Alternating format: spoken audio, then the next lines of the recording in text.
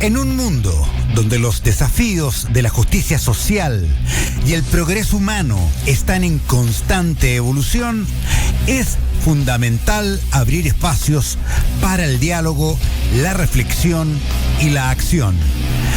Aquí comienza Diálogos de Humanidad, Derechos Humanos, Democracia y Desarrollo, junto a Robinson Fuentes. Buenas tardes, amigas, buenas tardes, amigos. Un gusto saludarles como siempre.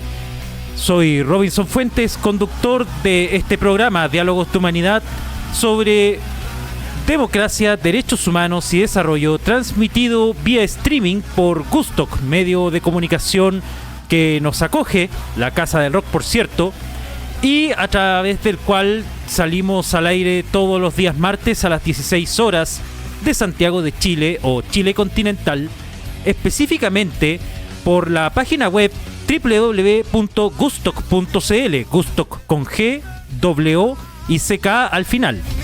También por la app Gustock Radio, disponible solo para Android, las plataformas radiales Seno Radio, Radio Box, Radio Chile, My Turner Radio, Simple Radio y para las comunas chilotas de Ancud, Castro, Dalcahue, Kemchi, Chonchi y Huillinco por el canal 889 de Cirrus Internet.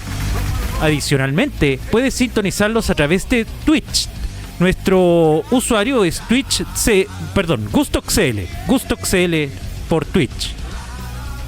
Por otro lado, también les informo que pueden vernos en diferido a través del canal de YouTube de Gustock, donde además nos encuentran en formato podcast vía YouTube Music.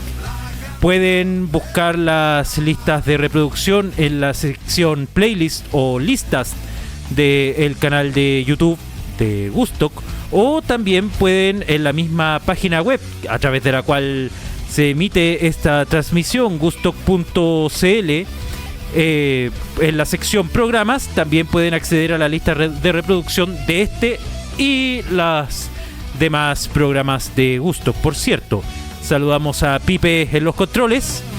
Y antes de ahora sí, de iniciar la conversación y la temática de hoy, les recuerdo que pueden unirse a dicha conversación escribiendo en el chat de la página web de Gustock o bien vía WhatsApp. En este último caso, pueden ya sea hacer clic en el logo de la esquina inferior derecha de WhatsApp o derechamente enviándonos un mensaje al número +569 98 19 08 23. Repito, +569 98 19 08 23, el que de todas maneras estará repitiendo aquí abajo en el banner. La temática que nos va a convocar en el capítulo de hoy es una pregunta que probablemente más de alguno o más de alguna de ustedes se habrá hecho alguna vez, sobre todo a propósito de las diversas contingencias que cada cierto tiempo a nivel internacional nos remecen. ¿Qué es Naciones Unidas? ¿Qué es la ONU? Y antes de hacer pasar y presentar, por cierto, a nuestro invitado del día de hoy, vamos a ir con la primera pausa musical de esta tarde, que abre los fuegos tanto de este programa como de la programación del día de hoy de Gustock. Y esto tiene que ver con lo que fue la relativamente reciente presentación de la banda de metal francesa Gojira en la apertura de los Juegos Olímpicos de París, siendo la primera banda de metal que comete una hazaña de ese tipo. La canción que va a sonar a continuación es una canción tradicional ligada específicamente a la Revolución Francesa, que es lo que estuvo representado en las imágenes que van a ver a continuación, y es la versión de Gojira que hizo a propósito específicamente en vivo para este evento, lo que desde Gustock, la Casa del Rock, vamos a escuchar a continuación.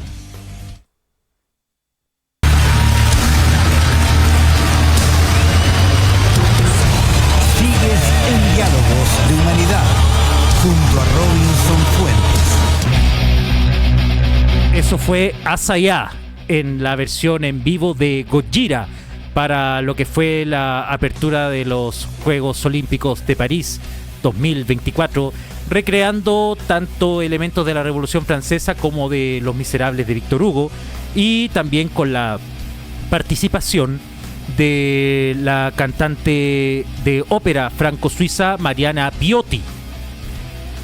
Ya hecha esta primera parte, toca ya dar la bienvenida a nuestro invitado de hoy, quien es Mariano Yakimavicius, quien es licenciado y profesor universitario de Ciencia Política, especialista en gestión estratégica de organizaciones públicas, todo esto, y director general de Estrategia y Gestión de la Defensoría del Pueblo de la provincia de Santa Fe, en Argentina.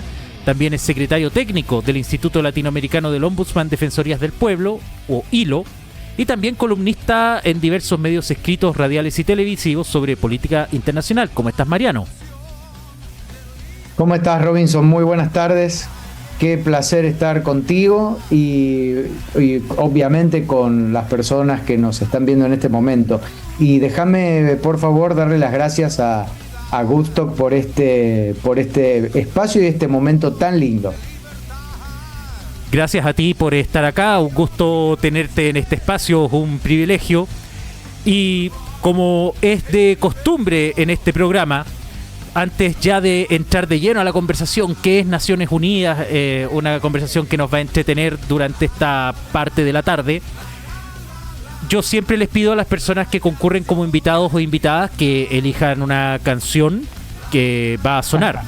Entonces Mariano escogió Starman de David Bowie, que a la vuelta le vamos a preguntar por qué la eligió, pero de momento la vamos a escuchar desde Woodstock, la casa del rock. Esto es Starman.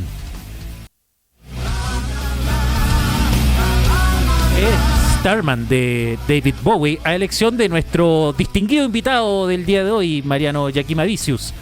Para quienes recién se conectan, estamos hablando con Mariano, cientista político, sobre el tema que es Naciones Unidas, que recién lo vamos a empezar ahora, para quienes recién se conectan, así que no han llegado tan tarde. Pero antes le tengo que preguntar a Mariano, ¿por qué escogiste esta canción?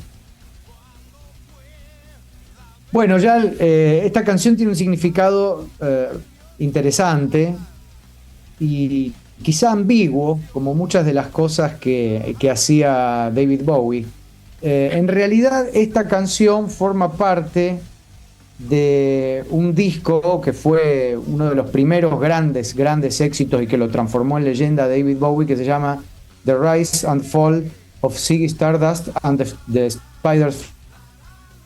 Y tiene una canción al principio de ese disco. Ese disco tiene una cuestión conceptual muy interesante porque todo se basa en la trayectoria de un extraterrestre que viene a la Tierra y se transforma en una megaestrella de rock, que es Ziggy Stardust. Y viene, en primer lugar, anuncia que a la Tierra le quedan 5 años de existencia. Por eso la primera canción de ese disco se llama 5 Years. Y en esta canción, Starman, después de aquel mensaje preocupante, negativo, escatológico, viene a darle un mensaje de esperanza. Porque viene a decir que allá en el cielo hay un hombre de las estrellas que va a venir, que quiere venir a conocer la Tierra y seguramente a salvarla.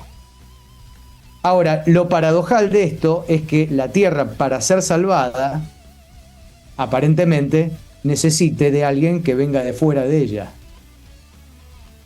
Y esto es lo que a mí me resultaba interesante, sobre todo para el tema para el cual tan gentilmente me convocaste, que es para hablar de la Organización de las Naciones Unidas, siendo que los seres humanos parece que tenemos serias dificultades para organizarnos, ¿no? Nunca mejor dicho. En ese aspecto me pareció interesante traer a colación esta canción. Muy bien, Mariano, muchas gracias por esa gran introducción, por cierto. Vamos a entrar entonces a la temática de hoy.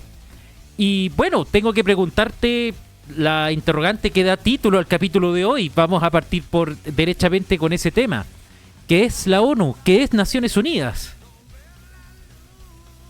Bueno, la Organización de las Naciones Unidas es, para decirlo corto y fácil, es la mayor organización internacional existente en todo el mundo. A punto tal que, si uno toma en cuenta que en el mundo hay alrededor de 200 poquito de países, hay 193 países que son miembros de la Organización de las Naciones Unidas, y que es una organización de una dimensión tal que tiene 37.000 empleados estables, más o menos, con representación en todos los continentes, con oficinas en cada uno de esos 193 países y con sedes estables principalmente en la ciudad de Nueva York, en los Estados Unidos, pero que también tiene oficinas en Ginebra, en Suiza, en Nairobi, Kenia y en Viena, Austria. Además tiene un régimen de extraterritorialidad, ¿no? Con todo lo que ello implica, que es un régimen similar al que tienen las embajadas, ¿no? Una ficción jurídica por la cual las oficinas o el espacio territorial que ocupa la ONU es como si fuera territorio de otro país, en este caso de una organización que son las Naciones Unidas. Pero para poder entender cabalmente de qué hablamos cuando hablamos de las Naciones Unidas, hay que entender la génesis. ¿Por qué aparecen las Naciones Unidas? Y toda la historia de las Naciones Unidas, inclusive al día de hoy, está signada por el profundo significado que tuvo, no la primera, sino las dos guerras mundiales. La Primera Guerra Mundial entre 1914 y 1918 y la Segunda Guerra Mundial entre 1939 y 1945. ¿Por qué digo las dos? Porque entre esas dos guerras se produjo un cambio del sistema político global, que es lo que acompaña al nacimiento de las Naciones Unidas. Las Naciones Unidas nacen conjuntamente con un nuevo sistema político global. Vamos a hacerlo lo más rápido y sintéticamente posible. Después del Congreso de Viena, con la caída de Napoleón Bonaparte hacia 1815 y hasta la Primera Guerra Mundial, el mundo estuvo organizado en torno a un sistema político global que se llamó pentarquía. Se llamó así porque había 5 grandes potencias que eran las que derramaban poder sobre todo el sistema político internacional. Un sistema de los que se llaman multipolares, porque tenía 5 polos. Esto entra en conflicto con la Primera Guerra Mundial. La pentarquía se conduce a una guerra, conduce a todo el mundo a una guerra fratricida, con una gran cantidad de muertos, que no produce un nuevo sistema político internacional, sino que produce una etapa turbulenta de cambio que va a conducir posteriormente a un nuevo sistema político internacional. Pero ese periodo que ocurre entre la existencia de un sistema político internacional y el otro se llama periodo de transición intersistémica. Eso es lo que sucedió entre la Primera Guerra Mundial y la Segunda Guerra Mundial, donde no estaba claro quién o quiénes eran los principales actores internacionales en derramar poder sobre todo el sistema político internacional. Allí aparece una primera experiencia de organización global como respuesta a la Primera Guerra Mundial, que es la Sociedad de Naciones, que fue un experimento lamentablemente fracasado por varias razones, pero quizá la más importante de ellas es que las grandes potencias de la época no estaban lo suficientemente involucradas, o por lo menos no todas, porque por ejemplo los Estados Unidos no formaban parte de la Sociedad de Naciones, que era la gran potencia emergente de la época. Entonces, después de la Segunda Guerra Mundial, porque no vamos a detenernos en episodios de la guerra, con todas las consecuencias que ya sabemos que tuvo, ¿no? Alrededor de 60 millones de personas muertas en todo el mundo, entre civiles y militares, una guerra en la que participaron prácticamente todos los países de relieve del mundo y hasta tangencialmente algunos otros que apoyaban o dejaban de apoyar a un bando o al otro, una destrucción económica fenomenal, y una necesidad del mundo de plantearse un nuevo esquema de poder, pero además un nuevo esquema de poder global en el cual tratar de dejar establecidos algunos parámetros que impidieran una nueva matanza de todos contra todos, que llevara a límites como los que había llevado la Segunda Guerra Mundial. Entonces, es en ese contexto, hacia 1945, que surge la Organización de las Naciones Unidas, con algunos propósitos y con alguna experiencia tomada ya del fracaso de la Sociedad de Naciones, que era muy claro. En primer lugar, todas las grandes potencias de la época tenían que estar involucradas. Y todas las grandes potencias de la época significa las potencias vencedoras de la Guerra Mundial. Estoy hablando concretamente de los Estados Unidos de América, de la Unión Soviética, de la China nacionalista en aquel entonces, del Reino Unido y de Francia. En aquel entonces todavía no se habían producido los grandes procesos de descolonización, sobre todo en África y en buena parte de Asia e incluso de Oceanía, con lo cual el mundo no tenía la cantidad de países que tiene ahora, tenía muchos menos. De hecho, las Naciones Unidas surgen solamente con la participación de 51 países, a los cuales después se van a ir sumando los nuevos países que van a ir apareciendo, producto justamente de los procesos de descolonización. Y el gran objetivo que se traza la Organización de las Naciones Unidas, por sobre todas las cosas, es garantizar o arbitrar los mecanismos al alcance para garantizar la paz y la seguridad globales. Ahora, todo lo que yo acabo de decir hasta acá tiene que ver con la génesis. Yo creo que la pregunta a la que nos decanta naturalmente todo esto es: hoy, 2024, la ONU ¿ha podido cumplir con su cometido? ¿No ha podido cumplir con su cometido? ¿Tiene sentido? ¿No tiene sentido en un momento en el que el mundo está siendo golpeado por las noticias que nos llegan desde Ucrania, por las noticias que nos llegan desde Oriente Medio, que ha sido siempre una región caliente del planeta? Y todo esto sin contar todos los otros conflictos que en tiempo real se están gestando a lo largo y a lo ancho del planeta, ¿no? Pero bueno, Robinson, si te parece bien, yo podría avanzar contando que obviamente la Organización de las Naciones Unidas tiene un fundamento jurídico sobre la redacción de la Carta de Naciones Unidas, que es la que le da origen y que es un instrumento del derecho internacional y que es vinculante además para todos los estados miembros de la Organización de Naciones Unidas. Carta que ha tenido algunas modificaciones a lo largo de la historia, en 1963, 65, 1973, y que la Organización de las Naciones Unidas tiene, en primer lugar, 6 órganos fundamentales a través de los cuales se expresa, de los cuales el primero y el más importante, no necesariamente el que mayor poder de decisión tiene, eso ya lo vamos a ver con detenimiento, es la Asamblea General.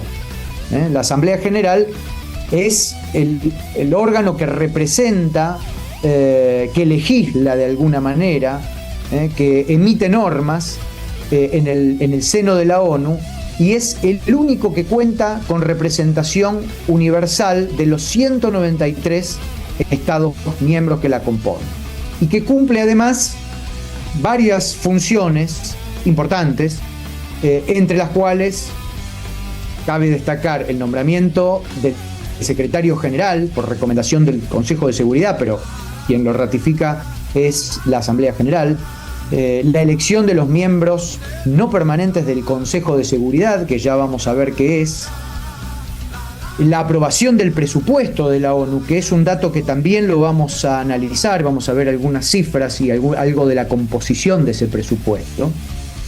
Y hay que destacar que la Asamblea se reúne todos los años en sesiones ordinarias entre los meses de septiembre y diciembre, y eventualmente cuando es necesario, pero el periodo de sesiones ordinarias es ese que te acabo de mencionar.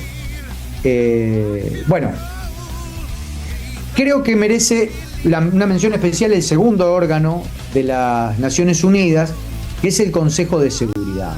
Y el Consejo de Seguridad creo que acá está, casi te diría, la piedra angular de las Naciones Unidas, en el sentido de lo que hablábamos antes.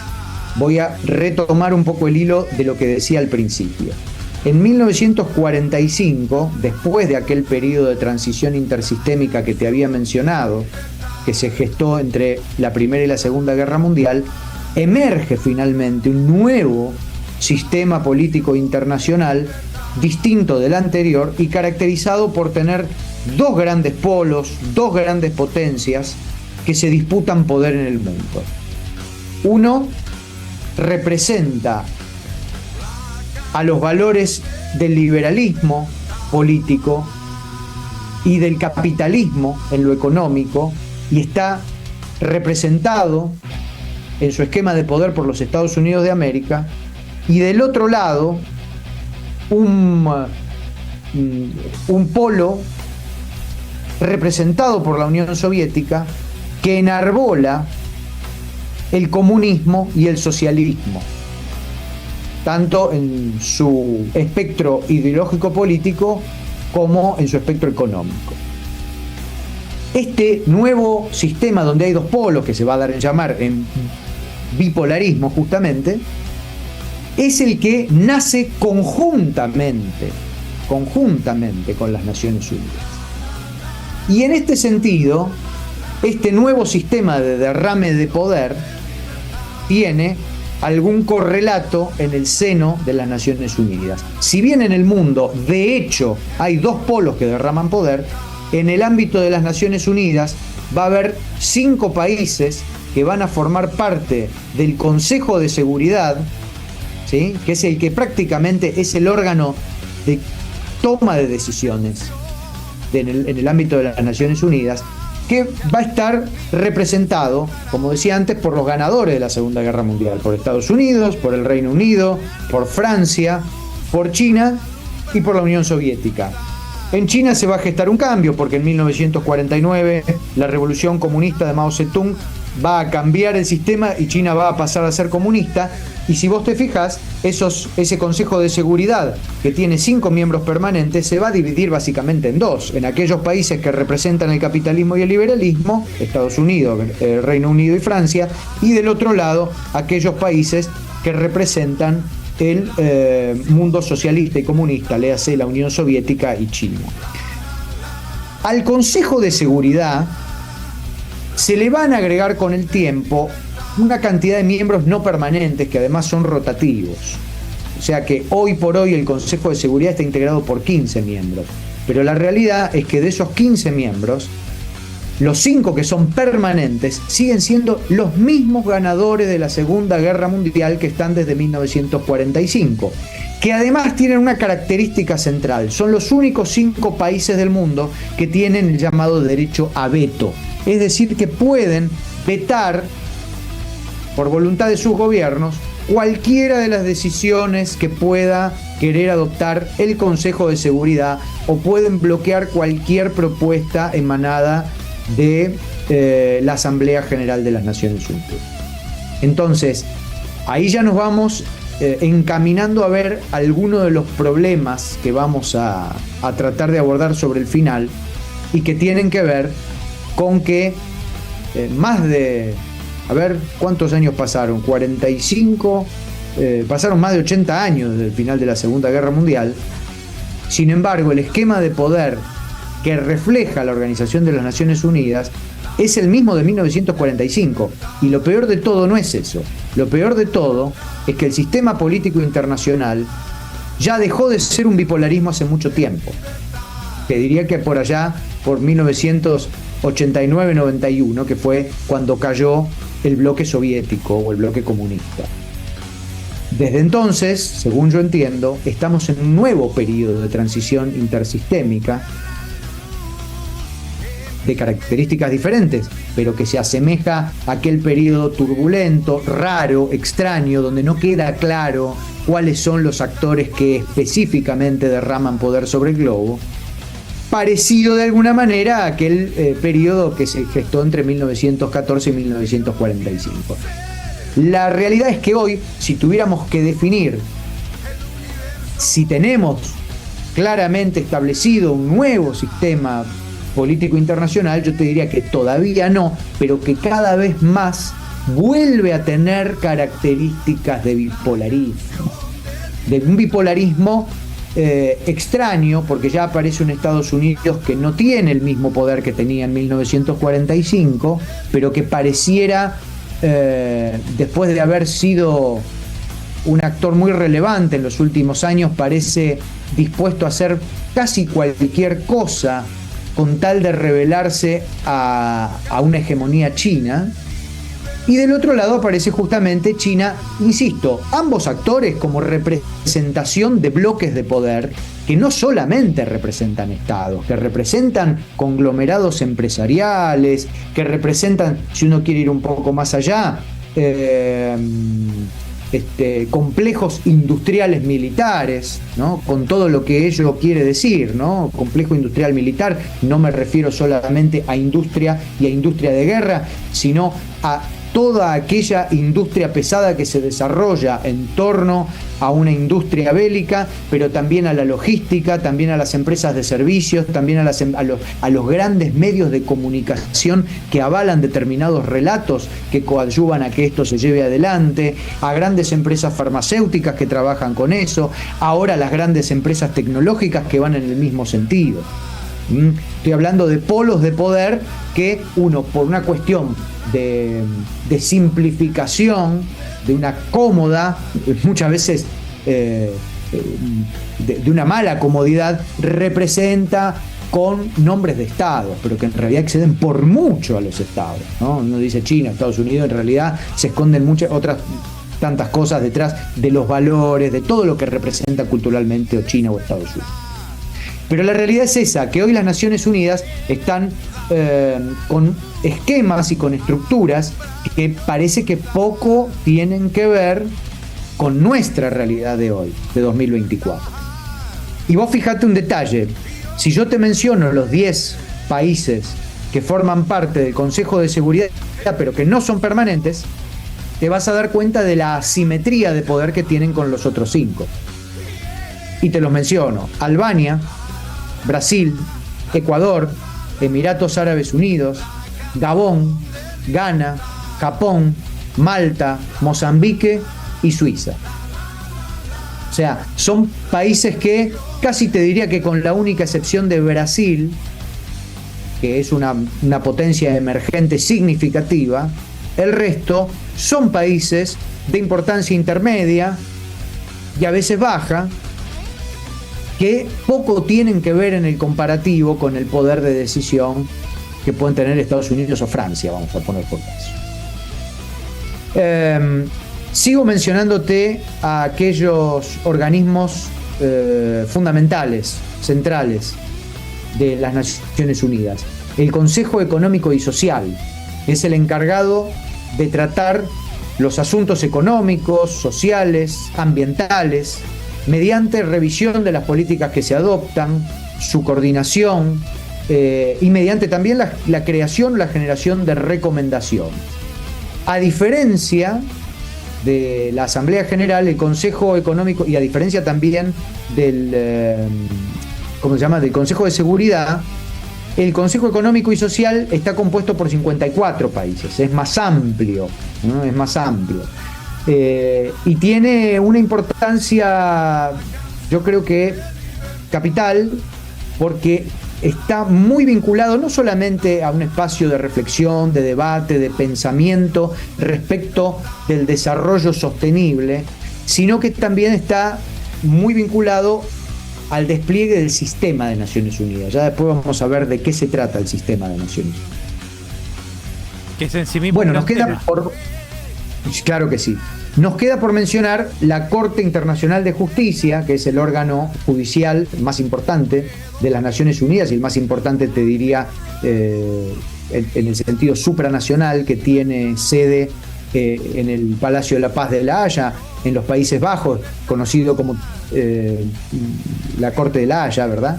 Y su función es resolver, de acuerdo con la legislación internacional, aquellas disputas legales presentadas ante ella por los distintos estados y emitir dictámenes consultivos acerca de las cuestiones legales que los órganos autorizados y las agencias especiales le plantean. si bien tiene un estatuto que es propio, ese estatuto está inscripto en el marco de la Carta de las Naciones Unidas, ya que es vinculante. Por eso hay países que no les conviene reconocer o no les conviene suscribir para justamente no quedar expuestos a tener que cumplir con el estatuto de la Corte Penal Internacional, de la Corte Internacional, que es vinculante. Órganos que nos quedan por mencionar: la Secretaría Mariano, General. un segundo, perdón, solamente por si alguien, especialmente al público que nos está viendo específicamente desde Chile y que a lo mejor por primera vez está teniendo una aproximación a este tema, la Corte Internacional de Justicia haga memoria de los últimos 2 juicios que tuvo Chile en La Haya, uno contra Perú, otro contra Bolivia. Ese es el tribunal del que acaba de hablar Mariano. Perdona la interrupción, continúa. Pero perfecto, Robinson, porque aparte le estás poniendo el tinte local que es necesario para que se entienda. Así que me parece muy bien.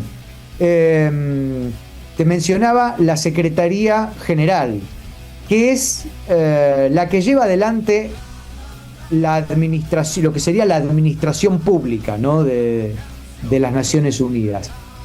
Obviamente es un organismo unipersonal, a pesar de que tiene una cantidad de empleados que lo asisten, y el secretario general es hoy Antonio Manuel de Oliveira Guterres, de origen portugués, o Antonio Guterres, más fácil de identificar, y la Secretaría General oficia como jefe administrativo, digamos, de la organización.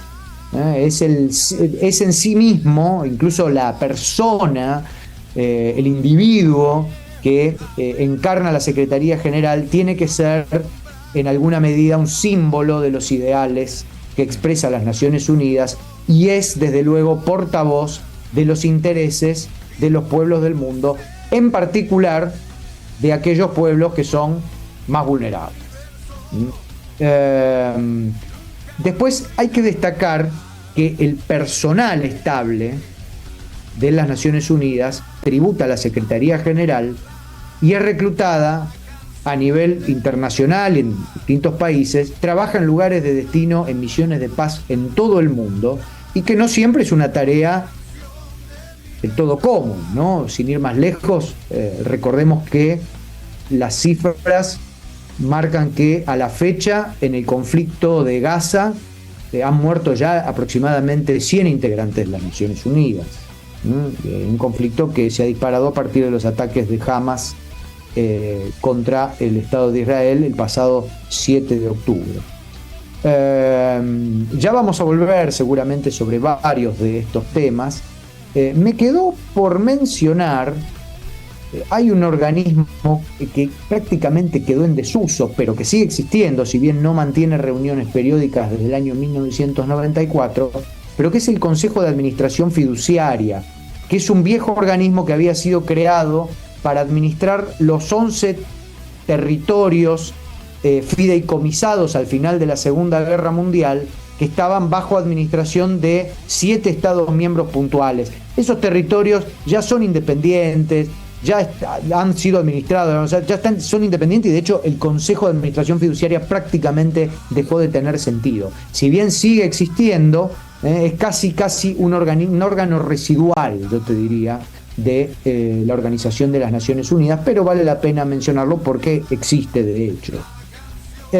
Y sí me gustaría tocar algunos temas que por ahí a veces cuando se aborda la cuestión Naciones Unidas, más allá de las críticas políticas, se lo suele hacer con cierto nivel de asepsia, y me parece que hay cuestiones que hay que mencionarla y tienen que ver concretamente con lo que a mi juicio es la espina dorsal de cualquier organización, que es el presupuesto. Mariano, entonces, sí, solamente vamos a ir a una pausa musical para entrar justamente en ese otro tema previa. Claro que sí. Vamos a ir con una... Bueno, no di esta explicación al inicio del programa, pero nuestro último programa se habrán dado cuenta de que se tuvo que suspender por razones ajenas a Diálogos de Humanidad, por razones que felizmente ya están resueltas. Entonces, algunas efemérides musicales que de julio las vamos a conmemorar con un breve retraso a partir de en el programa de hoy, básicamente. Y bueno, el pasado 19 de julio se cumplieron nada más ni nada menos, escuchen esto, 70 años de la canción debut de Elvis Presley, That's Alright, que en realidad es un original de Arthur Crudup y que desde Gusto, la casa del rock, vamos a escuchar a continuación.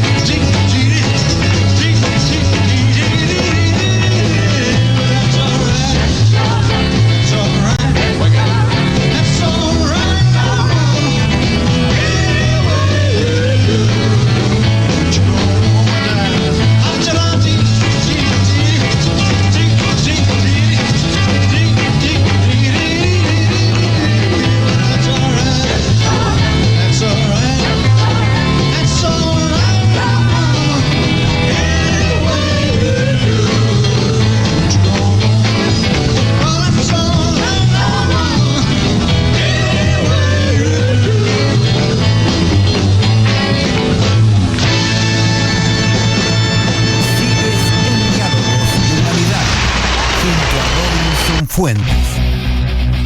Eso fue That's Alright de Elvis Presley en conmemoración a los 70 años que se cumplieron a mediados del mes pasado y que, bueno, no alcanzamos a homenajear en nuestro capítulo anterior por las razones ya señaladas, que si bien técnicamente es su primera canción, pero afortunadamente fue un constante, no sé si todos sus conciertos, pero es una canción que normalmente estuvo en las presentaciones en vivo de Elvis hasta el final de su carrera, y si vieron con atención las imágenes del video, ahí estamos viendo a un Elvis que está al final de su vida, pero que sin abandonar este tema, sin abandonar esta canción.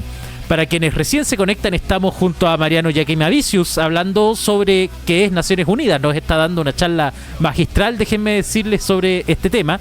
Pero antes de continuar voy a leer un comentario del público antes de que se me vaya.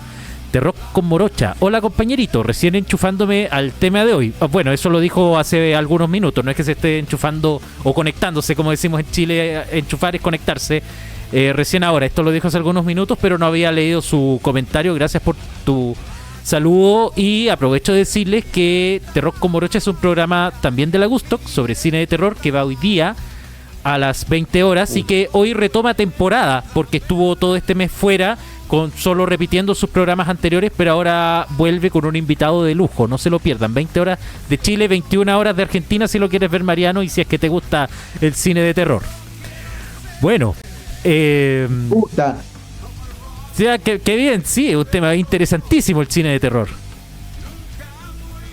Sí, tengo muy pendiente de ver una película argentina que fue muy exitosa y está teniendo mucho éxito en el exterior, de terror, que se llama Cuando acecha la maldad, que francamente vi algunas escenas de anticipo, y la verdad que fue tal la impresión que me dio que todavía no la pude ver. Creo que sé cuál es y estoy seguro de que en Terror con Morocha hablaron de la película. Estoy hablando desde la memoria, pero recuerdo que hablaron de la película, incluso yo también la tengo pendiente de ver. Así que nos vamos a estar whatsappeando a ver quién la ve primero y nos comentamos sin spoilear. Cuando la veamos los dos, ahí comentamos. Me parece muy bien. Bien, oye Mariano, mira, tú nombraste que la Carta de Naciones Unidas, si es que retuve bien, ha sido reformada en 3 oportunidades, ¿no? Sí. Ya. Desde 1945, y uno podría preguntarse si está habiendo tantos problemas actuales. El tema actual, en realidad no voy a entrar todavía, lo vamos a dejar más para el final. Pero, dadas contingencias actuales y ni tan actuales, si ya el sistema se empezó a quedar obsoleto no hace 5 ni hace 10 años en realidad. Ya con la invasión a Irak del 2003, que fue hace más de 20 años, ya uno notaba una obsolescencia del sistema, porque esta invasión que protagoniza Bush, secundado por Blair y Aznar, no tenía una autorización del Consejo de Seguridad. Es una de las violaciones más flagrantes que ha sufrido el sistema, tal vez. Pero te quería preguntar por qué ha costado en perspectiva hacer nuevas reformas a la luz de los desafíos actuales que no vamos a analizar en detalle todavía, más rato sí, pero ¿por qué ha costado tanto reformarla? Claro, bueno, efectivamente, porque entiendo, a ver, para que quienes nos están escuchando se vayan guardando lo mejor para el final, la yema del huevo frito la vamos a dejar para el final, que tiene que ver con que nosotros hasta ahora estamos haciendo un semblante de las Naciones Unidas, pero todavía no hicimos las críticas. Porque evidentemente si estamos hablando hoy de Naciones Unidas, no estamos hablando de Naciones Unidas para decir, che, qué bien que funciona esto, sino justamente para decir, ¿funciona esto? Me parece que por ahí viene el sentido también de esta conversación. Y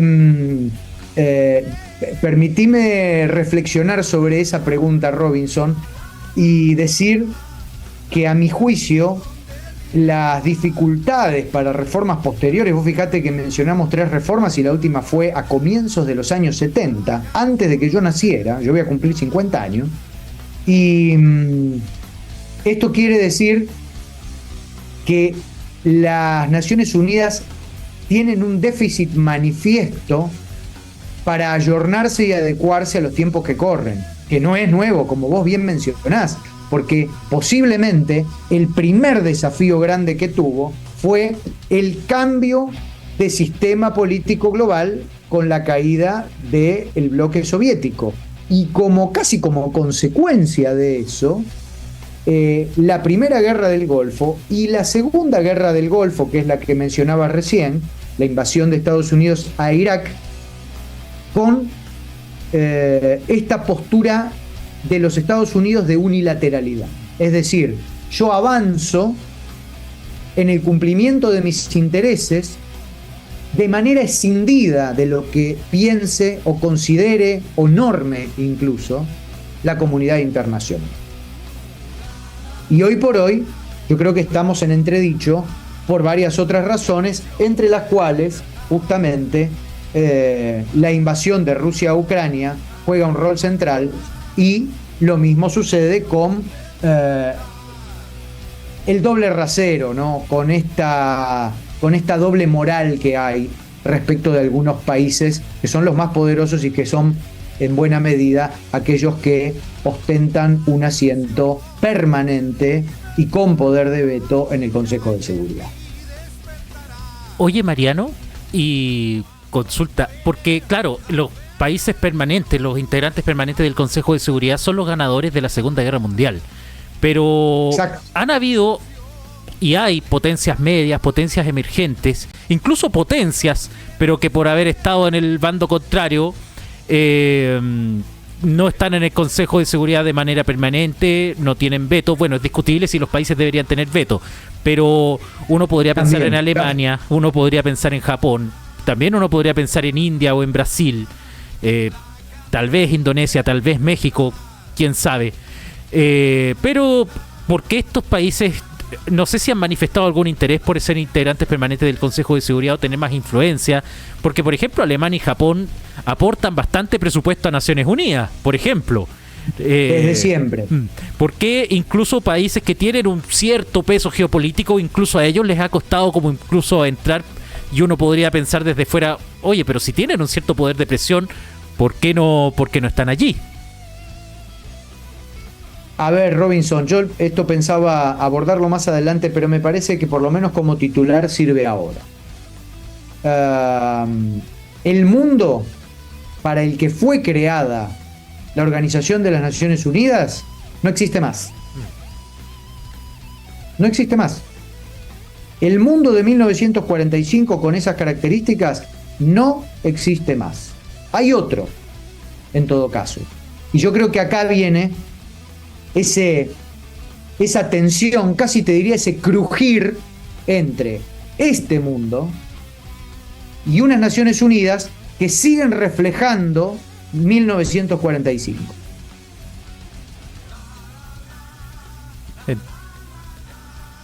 Entiendo. Tenemos otro comentario más del público de Rocco Morocha nuevamente, y que es respuesta a lo que acabamos de conversar. Dice: hoy entrevisto a Damián Rucna, director de Cuando acecha la maldad. Que el invitado no se pierda mi programa de hoy.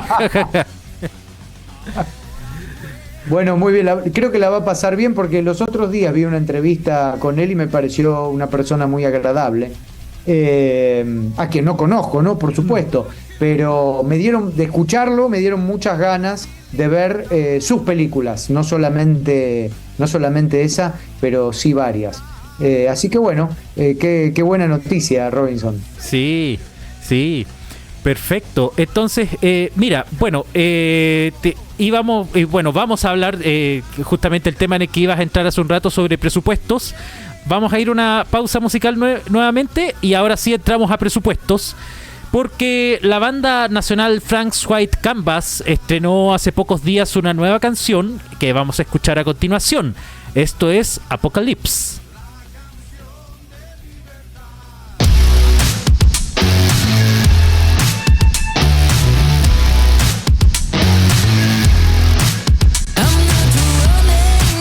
Not this time, wanna be free, taking control of my life. I got a reason to survive. I need to bury this heavy heart. Read it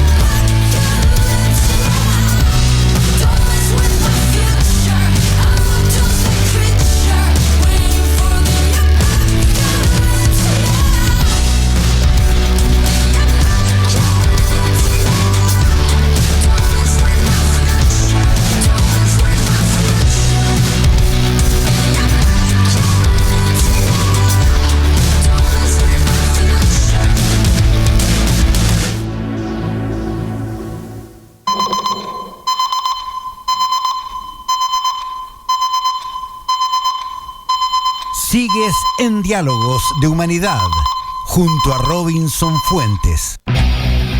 Eso fue Apocalypse de Franz White Canvas. Estamos junto a Mariano Yakimavicius conversando sobre Naciones Unidas, qué es Naciones Unidas, y estamos haciendo ya un análisis crítico de la referida organización. Pero antes, hace un rato, bueno, él iba a entrar al tema de presupuestos. Ahora sí, Mariano, por favor, tienes la palabra. Bueno, decíamos, Robinson, que el presupuesto es un poco la espina dorsal de cualquier organización. Y las Naciones Unidas es una organización muy compleja que tiene varios presupuestos, no solamente uno, y que están financiados además de distintas formas. La Secretaría General es la que gestiona un presupuesto ordinario, pero también gestiona otro para las misiones de paz y otro distinto para los tribunales dependientes de la ONU. Estamos hablando de los tribunales penales internacionales para Ruanda, para la antigua Yugoslavia, el mecanismo residual internacional de los tribunales penales, que son organismos herederos de esas cortes, etcétera. Y que además, bajo el paraguas de la ONU, ya lo vamos a ver más adelante cuando veamos el sistema de la ONU, hay agencias especializadas que funcionan con presupuestos y fondos, y hay programas como UNICEF, qué sé yo, o organizaciones como la Organización Mundial de la Salud, que funcionan con presupuestos independientes, que a veces se nutren de aportes de los estados y también de donaciones particulares. Pero para que tengamos una idea mínima de lo que estamos hablando, para este año, para 2024, los gastos a cubrir de la Secretaría General solamente asciende a 3.590 millones de dólares. Repito, 3.590 millones de dólares para los gastos corrientes, digamos, de la Secretaría General de las Naciones Unidas. Después, insisto, se manejan varios presupuestos donde hay donaciones particulares de los estados, en la medida en que pueden y quieren hacerlo, y cuotas específicas que se pagan al efecto. Ahora, una cuestión que hay que tener en cuenta es, yo le agregaría, dime cómo está compuesto el presupuesto y te diré a quién respondes, ¿no? Y en ese sentido hay quienes aportan más que otros. Por supuesto, hay un coeficiente muy complejo, donde se toman en cuenta el tamaño de la economía de cada país y otros elementos como la deuda externa, como el Producto Interno Bruto per cápita o como el nivel de desarrollo de cada país, y sobre la base de un cálculo muy complejo se establecen los porcentajes de aporte de cada uno de los 193 miembros de las Naciones Unidas para financiar el presupuesto. Y en ese sentido, si tomáramos como bloque a la Unión Europea, tendríamos que decir que es el principal aportante, con 30%, pero la realidad es que la Unión Europea no forma parte de la Unión de la Organización de las Naciones Unidas como una entidad, sino que son los 27 miembros de manera individual, ¿verdad?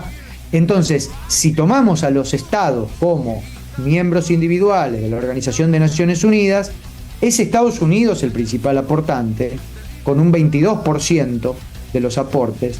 Lo sigue hoy por hoy China con el 12%, Japón con un poco más del 8%, y después vienen Alemania, Francia, el Reino Unido, Italia, Canadá, España, Brasil, que recién aparece con poco menos del 3% como el primer país latinoamericano en aportar a las Naciones Unidas, e incluso Rusia después de Brasil, ¿no?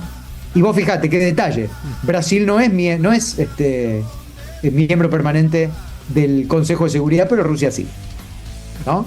Bueno, en ese sentido, está claro que entre los países que te mencioné están los principales vencedores de la Segunda Guerra Mundial, como decíamos al principio, y también están los vencidos, están los principales vencidos.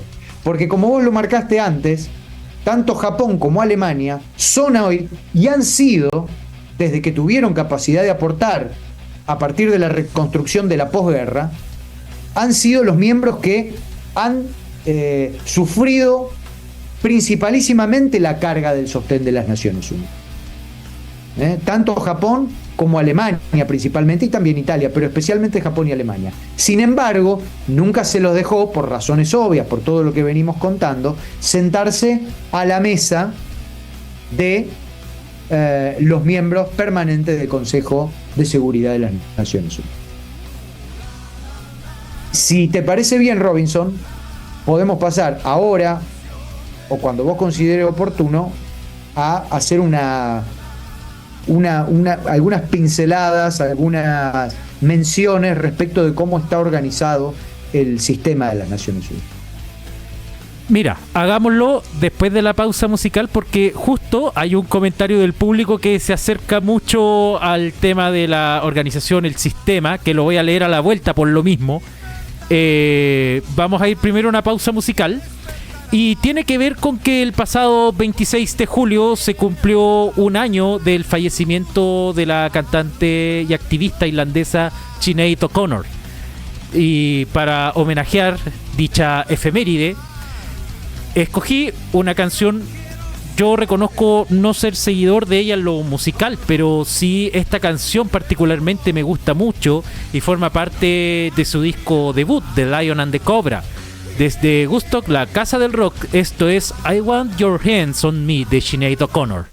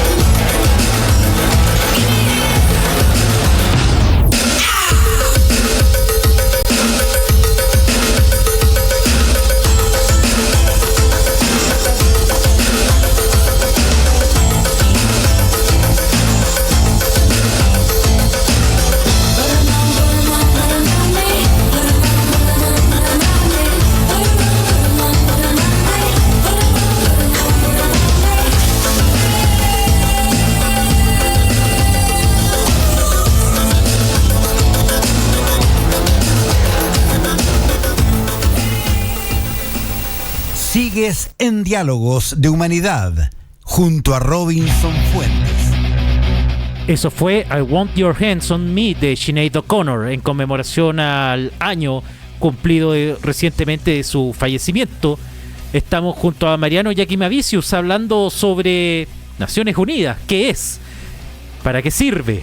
La estamos analizando, la estamos desglosando a fondo en compañía de él y de su análisis. Mariano, por favor, puedes continuar. Ibas a introducir una nueva temática. Sí, Robinson, iba a hacer una mención al sistema de las Naciones Unidas, que está formado por la propia organización y por numerosas organizaciones afiliadas, conocidas con nombres diversos como programas, fondos y agencias especializadas de distinta índole. Cada una de ellas cuenta con una membresía propia, con un liderazgo propio y con un presupuesto propio que va por afuera de aquel que mencioné antes de la Secretaría General. Y así, por ejemplo, los programas y los fondos se financian, como mencionaba antes, a través de contribuciones voluntarias, mientras que las agencias especializadas, que son organizaciones internacionales independientes, lo hacen con cuotas obligatorias y con aportes voluntarios también. Y ese sistema de Naciones Unidas es harto complejo y es muy grande. En realidad, si uno lo intentara ordenar, está ordenado acorde a esos 6 grandes organismos que habíamos mencionado al principio, y principalmente a 4 de ellos, que son la Asamblea General, el Consejo de Seguridad, el Consejo Económico y Social, o ECOSOC, y la Secretaría General. En el ámbito, yo quiero hacer alguna mención muy a vuelo de pájaro, después en todo caso, si es necesario, lo podremos profundizar, pero un vuelo de pájaro de acuerdo a esa dependencia, a ese entroncamiento con cada uno de estos órganos centrales de Naciones Unidas. Por ejemplo, en el ámbito de la Asamblea General hay órganos subsidiarios, donde están, por ejemplo, las comisiones de desarme, la Comisión de Derecho Internacional, el Consejo de Derechos Humanos, el Comité Permanente y los órganos especiales, la Dependencia Común de Inspección. Hay, por otra parte, fondos y programas que por ahí al oído nos resultan más conocidos por su sigla, ¿no? Como por ejemplo el Programa de Naciones Unidas para los Asentamientos Humanos, que es el famoso ONU Habitat. Está el Programa de las Naciones Unidas para el Desarrollo, o PNUD. Está, por ejemplo, bueno, quizá uno de los más conocidos, que es el Fondo de las Naciones Unidas para la Infancia, UNICEF. Después, ONU tiene también institutos de investigación y capacitación, como por ejemplo UNITAR, que es el Instituto de las Naciones Unidas para la Formación Profesional e Investigaciones, el UNIDIR, que es el Instituto de las Naciones Unidas de Investigación sobre el Desarme, y tiene una universidad también de las Naciones Unidas, además de una escuela superior de personal de las Naciones Unidas.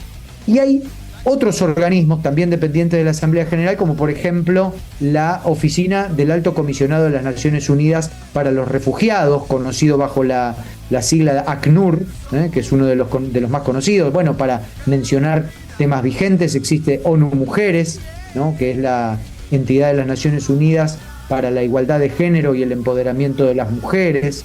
La Conferencia de las Naciones Unidas sobre el Comercio y el Desarrollo, que es la sigla es UNCTAD, y después hay órganos conexos a la Asamblea General, como por ejemplo la Corte Penal Internacional, la Autoridad Internacional de los Fondos Marinos, el Organismo Internacional de Energía Atómica, que siempre está en boca de todos porque es uno de los encargados de controlar, por ejemplo, si Irán desarrolla o no desarrolla energía nuclear con fines bélicos, por poner un ejemplo simplemente. Está la Organización Mundial de Comercio, el Tribunal Internacional de Derecho del Mar y tantas otras organizaciones. En el ámbito más vinculado al Consejo de Seguridad, hay organismos subsidiarios puntuales como el Comité contra el Terrorismo, el Comité de Estado Mayor, los comités permanentes y los órganos especiales vinculados al Consejo de Seguridad, comités de sanciones que se forman ad hoc, como por ejemplo ahora para el caso de la guerra entre Rusia y Ucrania, el mecanismo residual internacional de los tribunales penales, que lo habíamos mencionado antes, como el tribunal del caso de Ruanda o el de la ex Yugoslavia, y las misiones políticas y las operaciones de mantenimiento de paz. Hay dentro ya de los organismos o los fondos o las comisiones vinculadas al Consejo Económico y Social, o ECOSOC, hay algunos, muy conocidos en el ámbito latinoamericano, como puede ser la Comisión Económica para América Latina y el Caribe, la CEPAL, que tanto ha tenido que ver con el desarrollo económico en nuestra región. Está, por ejemplo, para mencionar algunos que nos resultan más significativos y nos resultan más fácilmente identificables. ONUCIDA, que es el programa del conjunto de las Naciones Unidas sobre el VIH-Sida. Está, por ejemplo, la Comisión Económica para Europa. Hay varios organismos de esta naturaleza, sobre todo en el ámbito del Consejo Económico y Social, y hay organismos especializados, como de nuevo una sigla que nos puede resultar conocida, que es la FAO, que es la Organización de las Naciones Unidas para la Alimentación y la Agricultura. El Fondo Monetario Internacional, que lo conocemos muy bien todos, porque es a donde vamos a golpear la puerta todos los países, sobre todo aquellos como la Argentina, que siempre tienen problemas sistemáticos de índole financiera y donde terminamos siempre recurriendo en busca de auxilio. Y después no nos queremos aguantar las directrices, dicho sea de paso. La Organización Mundial de la Salud, que tan de cerca hemos tenido, sobre todo en el periodo de la última pandemia de COVID-19. La UNUDI, que es la Organización de las Naciones Unidas para el Desarrollo Industrial. La UNESCO, que es la Organización de las Naciones Unidas para la Educación, la Ciencia y la Cultura, y tantos otros. Y en el ámbito de la Secretaría General hay también una cantidad de organismos tributarios de los cuales se me ocurren los más significativos. Pueden ser, por ejemplo, la Oficina del Alto Comisionado de las Naciones Unidas para los Derechos Humanos, que en Chile estimo que lo tienen bien presente porque lo ejerció hasta no hace tanto tiempo la expresidenta Michelle Bachelet. Por ejemplo, la OAEA, que es la Oficina del Asesor Especial para África, que nosotros aquí quizá no lo vemos tanto, pero sí en el continente africano. Existe la ONU Juventud, que es la Oficina de las Naciones Unidas para la Juventud. Y hay un montón de organismos más, la verdad que son prácticamente inagotables y que nos llevan a pensar, y acá voy a tirarte otro título que por ahí lo podemos desglosar quizá un poquito más finito sobre el final, en las Naciones Unidas como una organización con identidad, con una cultura institucional propias, casi te diría como de un Estado que se considera supranacional. Vamos a dejarlo esto en suspenso por ahora, pero por ahí lo podemos tomar al final, porque, lo quiero dejar para el final, un poco más como postre de este encuentro, junto con algunos otros cuestionamientos. No sé si te parece correcto, Robinson. Me parece, y voy a leer 3 comentarios del público, todos son del Peso del Rock, que es otro programa de aquí de la Gustock sobre educación financiera, que hay cambio de conductor. Despedimos a Claudio y damos la bienvenida a Patricio, y nos dice presente, y dice: la CEPAL es fundamental dentro de la ONU, y además agrega, que lo habíamos comentado hace un rato atrás, el Consejo de Administración Fiduciaria.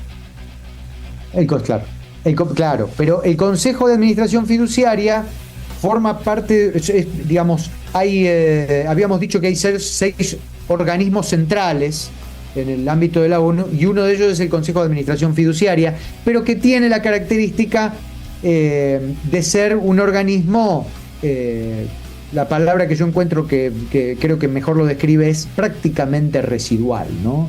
En cambio los otros sí están bien vigentes, ¿no? Me refiero a la Asamblea General, al Consejo de Seguridad, al Consejo Económico y Social, a la Secretaría General y a la Corte Internacional de Justicia. Perfecto. Vamos a ir, antes de entrar ahora sí al último tema de la tarde, a la última gran tema de conversación, que como tú dijiste es la yema del huevo o la guinda de la torta. Pero bueno, no puedo... No puedo dejar de mencionar que bueno, hoy es el día de Bolivia, que es un país que me ha dado muchas alegrías. Lo considero mi segundo país. He estado por lo menos, a ver, no llevo creo que unas 6 veces por lo menos. No quería dejar de homenajear esa efeméride tampoco, y saludar a todos los bolivianos y todas las bolivianas.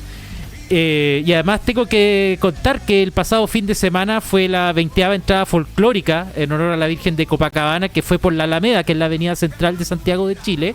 Se hizo una presentación folclórica con 32 fraternidades y yo fui delegado en una de ellas. Yo no bailo, sino que tenía que ver, por ejemplo, las distancias entre fraternidades, porque se pide autorización para usar la calle.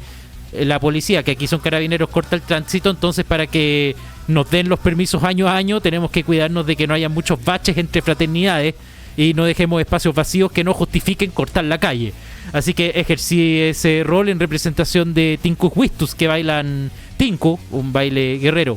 Pero bueno, dicho todo eso, vamos a homenajear el Día de Bolivia con una canción de Luzmila Carpio, que es una cantante boliviana de música tradicional folclórica.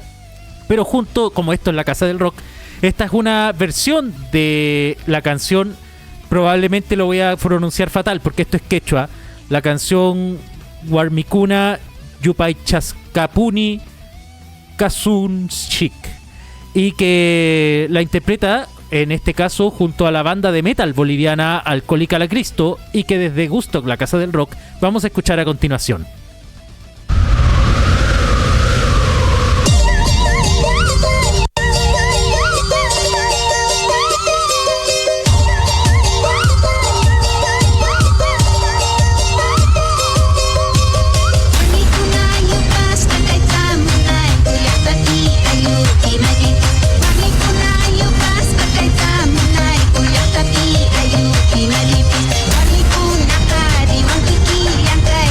Capun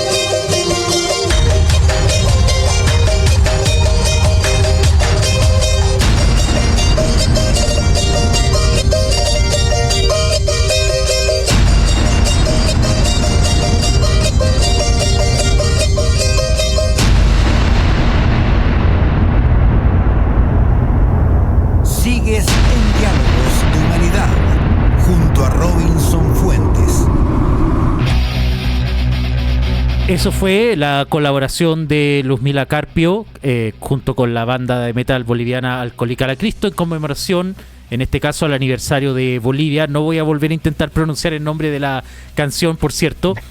Y bueno, ya estamos terminando nuestra conversación con Mariano Yakima Vicius. Tengo un comentario más del Peso del Rock. Tremendo programa, Robinson. Muchas gracias, colegas. Se agradece infinitamente tu sintonía.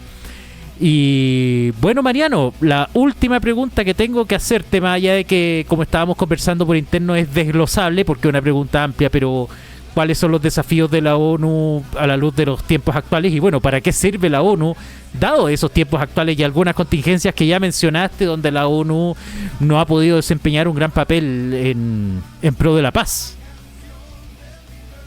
Bueno, ahí, ¿para qué sirve la ONU? Yo creo que es la gran pregunta, porque si habíamos dicho al comienzo que la ONU fue creada con la finalidad de garantizar la paz y la seguridad mundiales, yo creo que todavía la humanidad está lejos de garantizar la paz y la seguridad.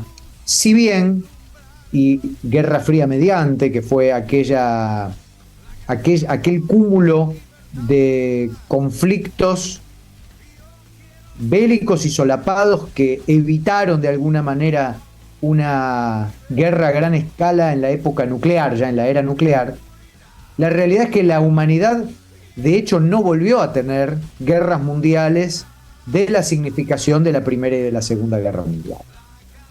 O sea que de alguna manera parece haber cometido alguno o haber cumplido alguno de sus objetivos la ONU. Pero lo cierto es que hay algo que lo adelantábamos antes, que tiene que ver con que claramente hoy, a raíz de la alta conflictividad global, uno no puede evitar tener una mirada crítica respecto de la ONU. Y lo cierto es que, lo que mencionábamos al principio, se trata de una organización que nació a la luz de un sistema político internacional que hoy ya no existe más. Es más, si pensáramos que la humanidad se encamina hacia la instauración de un sistema político internacional que nuevamente podría ser bipolar, como esbozábamos en algún momento, ese bipolarismo no va a ser igual que el bipolarismo entre la Unión Soviética y los Estados Unidos, por más que uno de los actores se repita de alguna manera. Porque el mundo ha cambiado, y ha cambiado mucho. Y en ese cambio daría la sensación de que la ONU perdió su utopía. Perdió lo que a veces le llamamos la visión, ¿no? ¿Dónde quisiera que la humanidad esté en un tiempo determinado? Bueno, en una situación tal o cual. Pareciera que la ONU perdió esto. Y lo perdió a la luz de algunas cuestiones que son muy tangibles. Por ejemplo, la manutención o la existencia todavía del doble estándar. De un doble estándar que está relacionado con el presupuesto, donde, nos guste o no, aquellos que más aportan son quienes de alguna manera tienen mayor peso en el proceso de toma de decisiones. Y esto se ve claramente reflejado, inclusive más allá de los aportes presupuestarios actuales, en un instrumento que ha quedado anclado a la historia, como es el poder de veto. Siguen teniendo poder de veto aquellos países que se alzaron como grandes triunfadores de la Segunda Guerra Mundial, muchos de los cuales hoy siguen teniendo un poder muy importante desde el punto de vista económico, cultural, militar, pero algunos que ya no tienen el mismo poder. ¿Por qué pensamos que el Reino Unido o Francia tienen poder de veto y no Alemania y Japón? Que es una pregunta que vos habías hecho. ¿O por qué no otras potencias emergentes que no estaban en el mapa del poder de 1945, pero que hoy sí están en el mapa del poder, como puede ser el caso de la India, como puede ser el caso de Brasil, o si uno quisiera poner finalmente en el mapa de una manera un poco más tangible al continente africano, ¿por qué no pensar en Sudáfrica? Entonces, esto yo creo que está en juego como una crítica. bien presente hoy respecto de la ONU. Me parece que la ONU, a propósito de este doble estándar, a propósito de este predominio de aquellos que aportan más en el presupuesto y que mayor poder de decisión tienen, a la luz de estos 5 miembros permanentes con poder de veto en el Consejo de Seguridad, la ONU dejó en alguna medida de ser una aspiración mundial para convertirse en un instrumento de poder de algunos privilegiados. Me parece también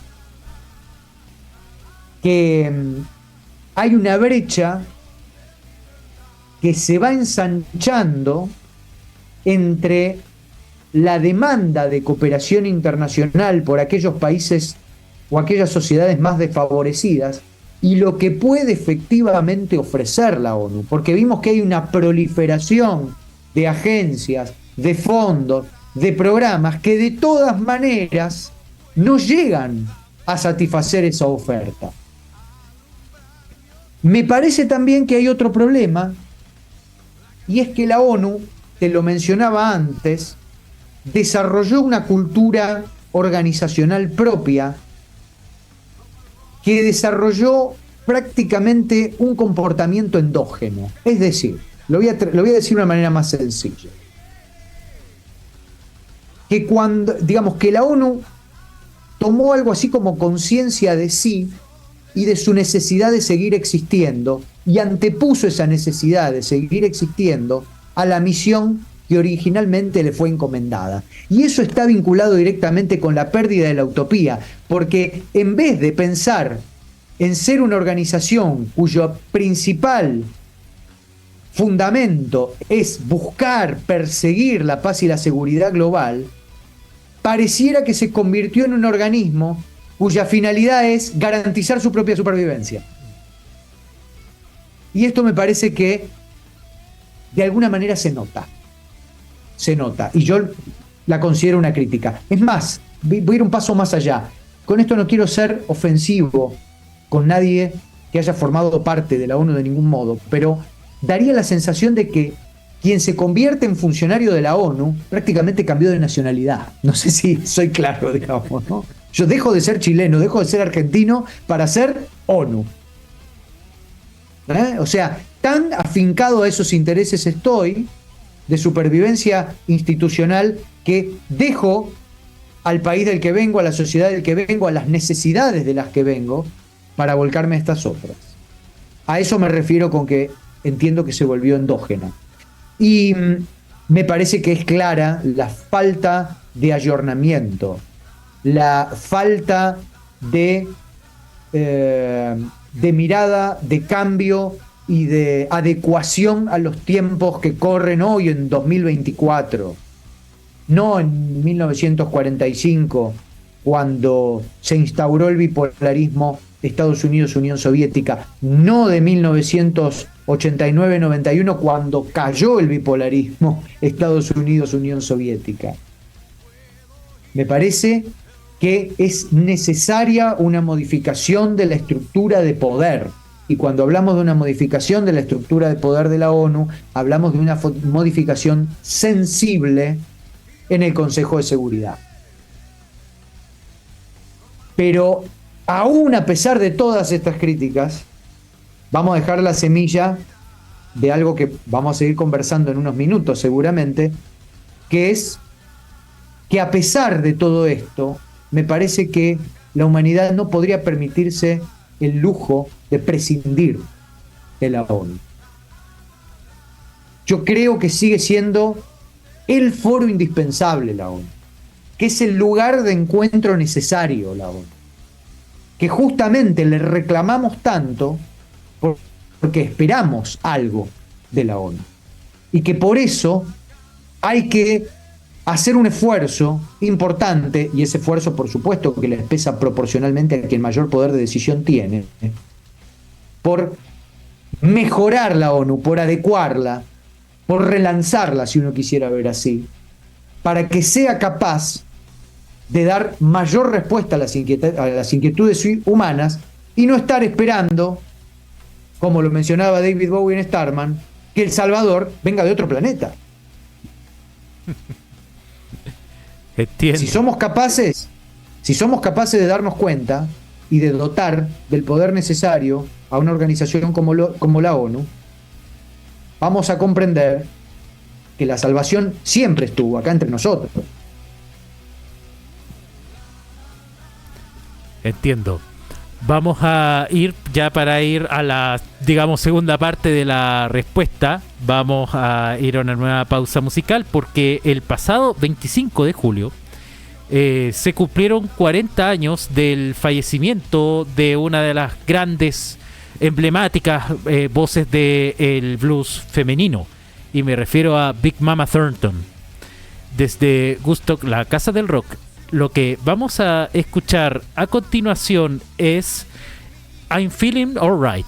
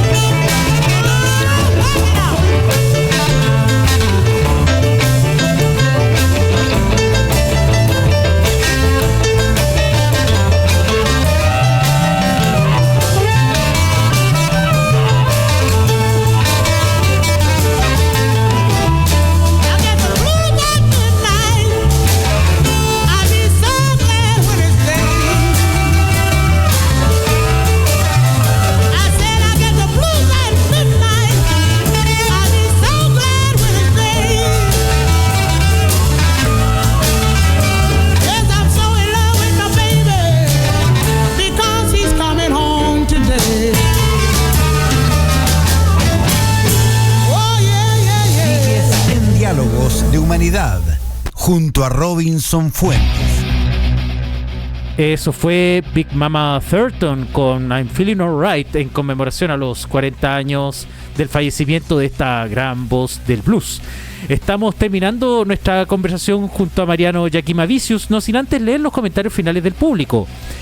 Tremendo invitado el peso del rock. Y también tenemos de Ale Rivera: se agradece la difusión del rock boliviano. Saludos, muchas gracias. Qué bueno que te haya gustado. Mariano, bueno, tienes la palabra sobre la última parte, pero no quería evitar hacerte una contrapregunta a propósito de algo que dijiste al final de tu última intervención. Claro, uno, si se va a trabajar a Naciones Unidas, de alguna forma uno abandona hasta cierto punto su país, etcétera. Y si te entendí bien, lo tomaste como una crítica, pero yo te quiero preguntar si eso es necesariamente malo, porque también hay que ponerse en el caso de que si uno va con la camiseta de su país a trabajar a la ONU, puede comprometer el interés general por defender un interés particular de un país, y ese interés no siempre es tan justificado, ese interés nacional. Sí, está bien esa mirada, y es buena y es válida esa observación, Robinson.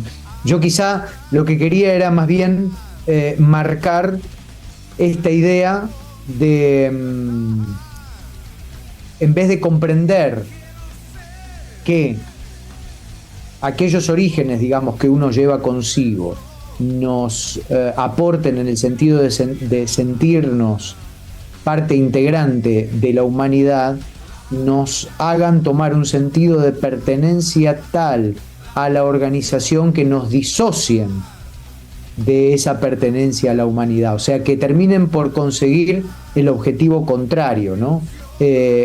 Insisto, a ver, voy a poner un ejemplo quizá polémico, pero entiendo que hay varios procesos revolucionarios de América Latina que han seguido caminos alternativos, ¿no? Yo siempre pienso, bueno, en el proceso de revolucionario cubano, en el proceso revolucionario colombiano y en el proceso revolucionario que quizá no llegó a algún destino cierto y concreto más allá de Cuba, que fue el encarnado por Ernesto Che Guevara. Pero lo que pienso es que han tenido destinos alternativos, pero en aquellos que subsistieron, me pregunto si en algún momento no les pasó esta idea de, en vez de hacer una revolución para terminar una situación de injusticia e instaurar una situación de justicia, la revolución no terminó por justificarse, retroalimentándose a sí misma y pensando que la revolución es un fin en sí, no un medio. Entonces, en este sentido, lo que quiero decir es hasta qué punto, cuando uno abandona su pasado y se transforma en una especie de nacional de la ONU, en vez de pensar en cómo me pongo al servicio de la humanidad, no termina pensando cómo me pongo solamente al servicio de la organización, que son dos cosas distintas. Entiendo. Ahora sí puedes proseguir con la última parte de la pregunta anterior, ya como desafíos actuales, etcétera, etcétera. A ver, uno puede pensar, y hasta se puede poner creativo respecto de qué modificaciones, qué formas de adecuación a la actualidad podría implementar la ONU.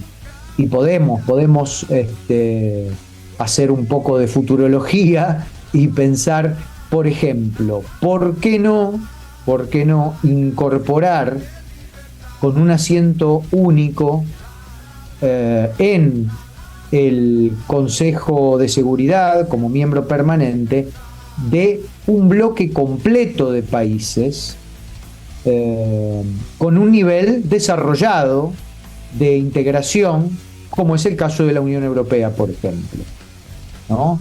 Donde ya implica tener que haber discutido y conversado en bloque una serie de cuestiones antes de llevarla al ámbito del proceso de toma de decisiones, o bien antes de vetar, si es que uno conservara el poder de veto, ¿no? Después, ¿cómo buscar un equilibrio que fuera representativo de esta actualidad y no de la posguerra mundial, tratando de buscar una representación continental más actualizada? Estoy pensando concretamente en India, estoy pensando concretamente en Brasil, estoy pensando concretamente en Sudáfrica y también estoy pensando concretamente en Alemania y Japón, con la posibilidad de que se incorporen a ese grupo ejecutivo dentro de la Organización de las Naciones Unidas, que es finalmente la que tiene en su poder el proceso de toma de decisiones.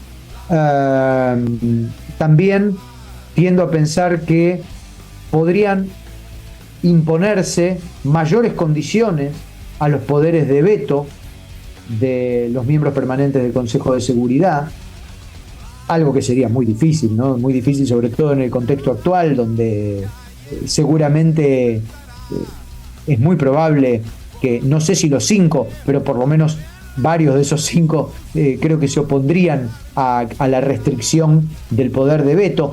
Podría incluso pensarse en la abolición del poder de veto, ¿no? Si las decisiones que se toman en el ámbito de la Asamblea General son vinculantes y se supone que son para garantizar la paz y la seguridad mundiales, ¿por qué pensar que alguien tiene que tener poder de veto y no adherirse a un proceso de toma de decisiones donde prima la regla de la mayoría, pero siempre pensando con ese norte, en paz y en seguridad?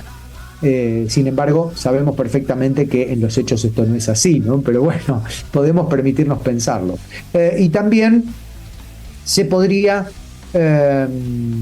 permitir a la Asamblea General, esto me parece quizá un poco más realizable, también difícil en el contexto actual, pero un poco más realizable, la posibilidad de que la Asamblea General dispusiera de algún tipo de votación, de algún instrumento, por mayoría calificada, para superar el veto de un miembro permanente del Consejo de Seguridad.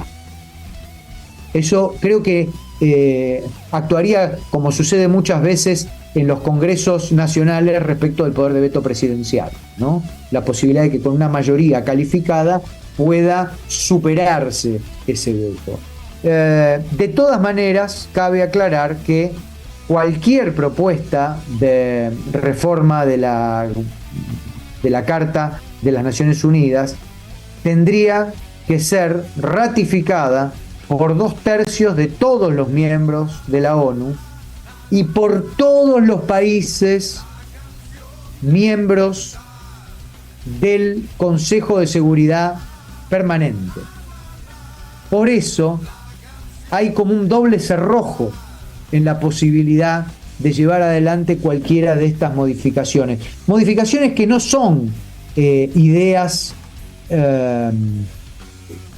alocadas, ni son ideas que se me ocurren a mí en un momento, en una trasnoche, sino que son ideas que se vienen discutiendo desde hace años, pero que evidentemente este doble cerrojo impide que se lleven adelante y que siguen manteniendo un ejercicio del poder en el ámbito de la ONU que de alguna manera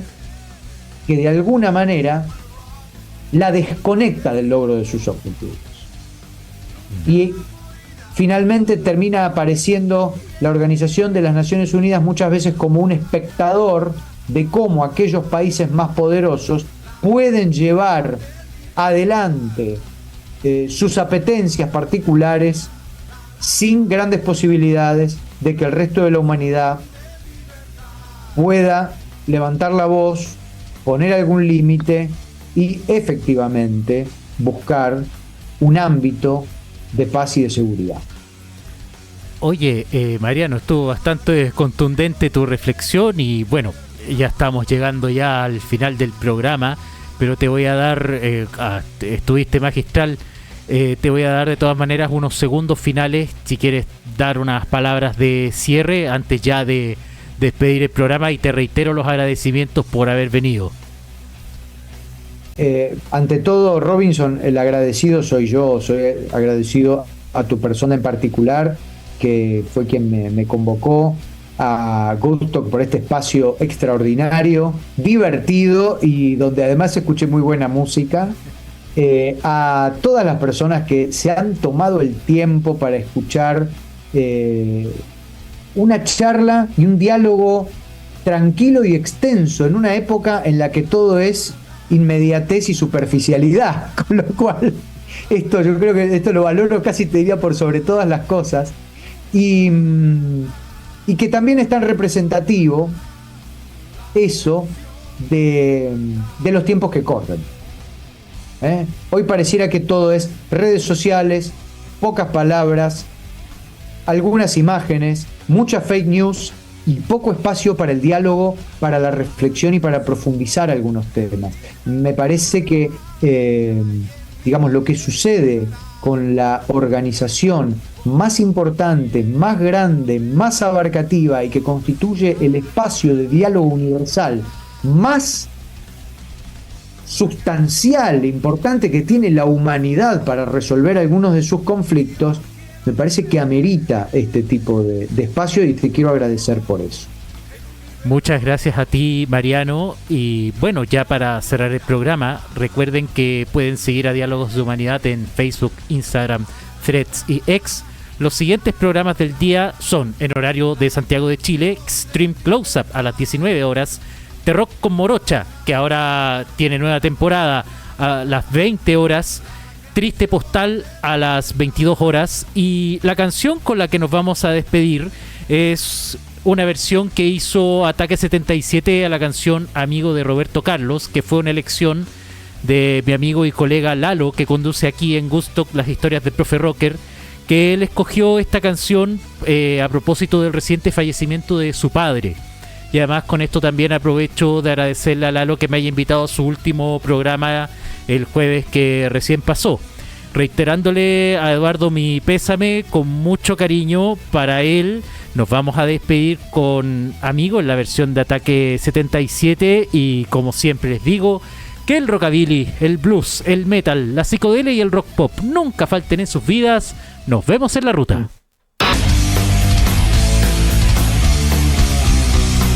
Esto fue Diálogos de Humanidad con Robinson Fuentes.